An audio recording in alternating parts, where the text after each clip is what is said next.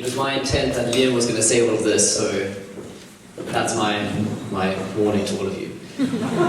I'm speaking on behalf of myself and two other friends from South Africa who couldn't be here. Never did we think that Damian would be the first to wed. Out of the four of us, he was not only the most likely to marry last, but the least likely to actually get married. No, that's... Okay.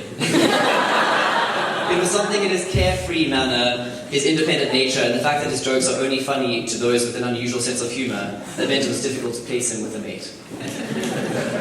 Having developed much of my friendship with Damian within the stone walls of schoolhouse at Bishop's during Afrikaans class, I spent most of my time being mocked by both him and Stuart. Damian's favourite pastime was to revel in switching on my computer just after it had spent at least 2 minutes shutting down at the end of class. It doesn't sound like a big deal, but it spent 2 minutes shutting down and Damian would poke his finger and switch it on again, and I'd have to wait at least 5 minutes for it to reboot before switching it off again, and then being late. We were very young, so it's not, There are, of course, countless other hilarious memories, be it ordering empty plates of food at Stuart's 13th birthday party, or watching Damian break Stuart's house alarm by slamming the door too hard. With Damian around, it really is a laugh a minute. That's always the case, innit?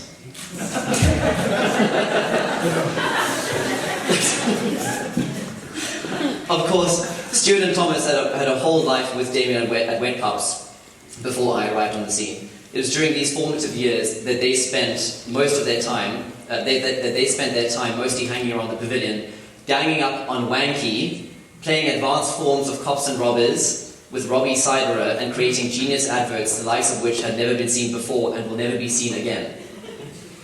Damian? Is that not funny?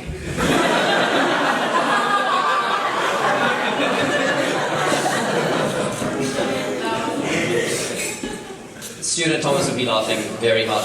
It was probably also during those days that Damian, heavily under the influence of the Black Eyed Peas, began his habit of rapping audibly under his breath, but some things never change.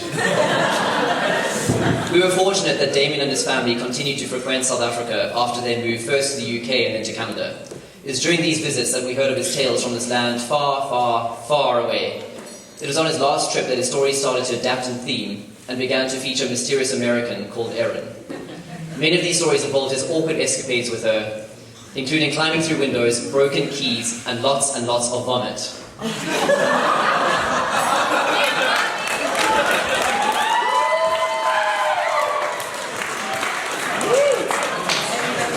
It indeed came as a pleasant surprise when we heard that she had decided to stick around for what will be a rewarding and enjoyable life as a member of the Gordon family.